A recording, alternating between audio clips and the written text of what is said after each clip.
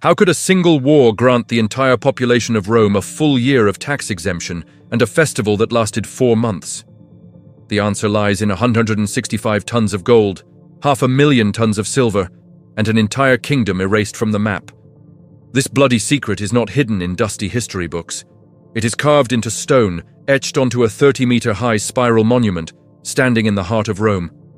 Today, we uncover the greatest conquest of Emperor Trajan, the war against the kingdom of Dacia, where Roman glory was written in gold, and defeat was paid for with the destruction of an entire nation.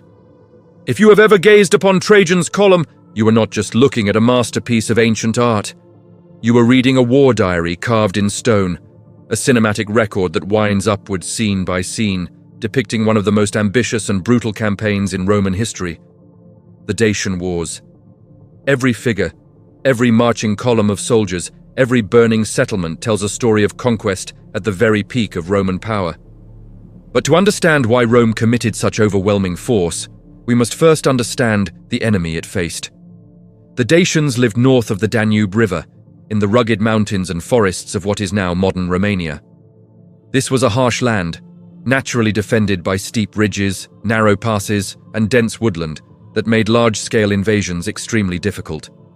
More importantly, the Dacians were no longer a loose collection of tribes. Under their charismatic and formidable king, Decebalus, they had unified into a powerful and disciplined kingdom. Decebalus was not the Roman caricature of a savage barbarian. He was intelligent, calculating, and deeply familiar with Roman military methods.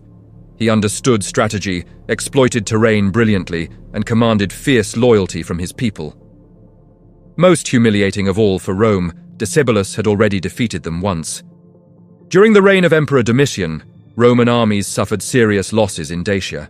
The war ended not with Roman victory, but with an embarrassing peace treaty that forced Rome to pay annual subsidies to the Dacian king.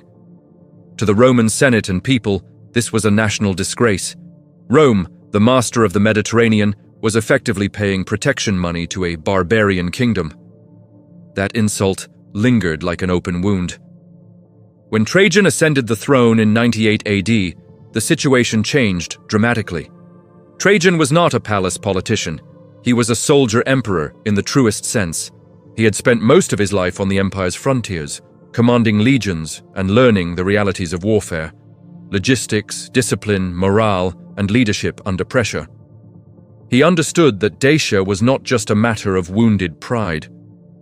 As long as Decebalus ruled, the Danube frontier remained unstable.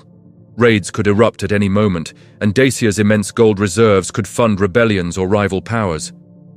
For Trajan, war was inevitable, not only for revenge, but for security and for wealth on a scale Rome had never known. In 101 AD, the First Dacian War began. Trajan assembled one of the largest armies Rome had ever fielded, more than 100,000 men, including legionaries, auxiliary troops, cavalry, and thousands of engineers. But this was no simple march to victory. The Dacian homeland was a natural fortress, and Decebalus refused to fight on Rome's terms. Instead of open battles, he relied on ambushes, hit-and-run attacks, and psychological warfare. Roman columns were attacked from forested hillsides, and supply lines were constantly harassed. Yet Rome possessed an advantage that no enemy could match: organization and engineering. Trajan did not merely advance, he transformed the landscape as he moved.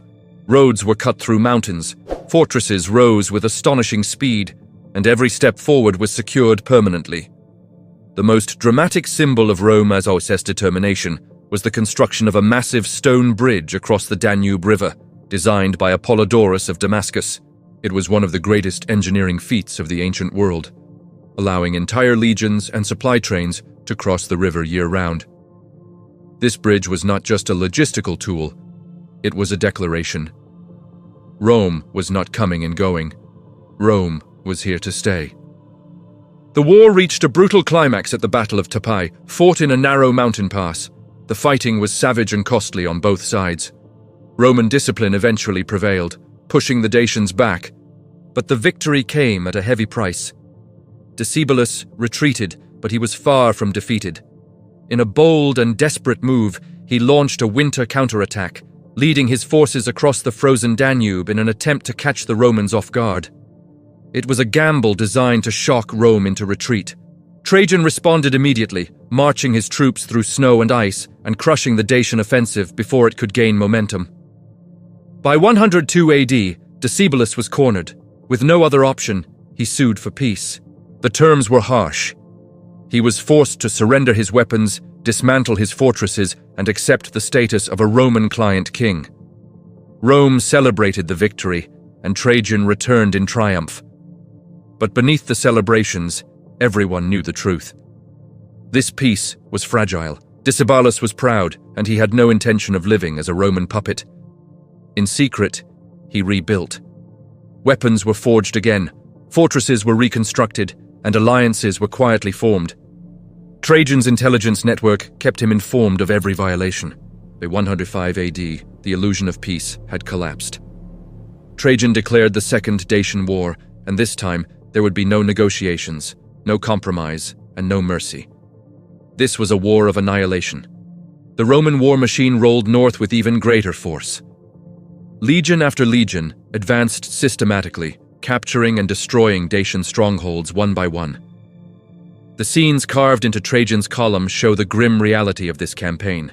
Sieges, burning settlements, desperate civilians fleeing Roman advance.